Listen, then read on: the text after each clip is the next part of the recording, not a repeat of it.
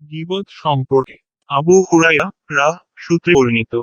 একবার রাসূলুল্লাহ সাল্লাল্লাহু আলাইহি ওয়াসাল্লামকে প্রশ্ন করা হলো, গীবত কি? তিনি বললেন, তোমার ভাইয়ের ব্যাপারে তোমার এমন কিছু বলা যা শুনলে সে অসন্তুষ্ট হয়। পুনরায় প্রশ্ন করা হলো, আমি যা বলি তা যদি আমার ভাইয়ের মধ্যে বর্তমান থাকে। তিনি বললেন, তুমি যা বলো তা যদি তার মধ্যে থাকে তাহলেই তুমি তার গীবত করলে। আর তুমি যা বলো তা যদি তার মধ্যে না থাকে তবে তুমি তাকে মিথ্যা অপবাদ দিলে। সুনান আবু দাউদ 4874, হাদিসের মান সহিহ।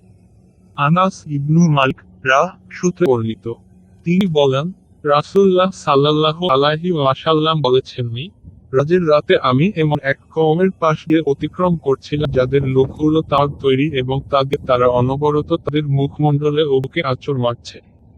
আমি বললাম, হে জিবরীল, এরা কারা? তিনি বললেন, এরা সেসব লোক যারা মানুষের গোশত খেত, গীবত করত এবং তাদের মান সম্মানে আঘাত হানত।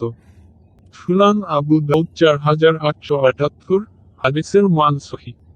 আল মুতাওয়ারিদ সূত্রে বর্ণিত। রাসূলুল্লাহ সাল্লাল্লাহু আলাইহি ওয়াসাল্লাম বলেছেন, যে ব্যক্তি অপর মুসলিমের গীবত করে এক লোকমা ভক্ষ করবে আল্লাহ তাকে এজন্য জাহান্নাম থেকে সমপরিমাণ ভক্ষণ করাবেন। আর যে ব্যক্তি অপর মুসলিমের দোষত্রুটি বর্ণনার পোশাক পরবে আল্লাহ তাকে অনুরূপ জাহান্নামের পোশাক পরাবেন।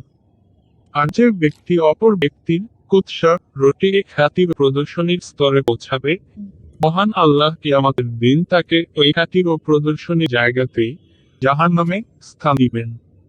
সুনান আবু দাউদ 4881, হাদিসের মান সহিহ।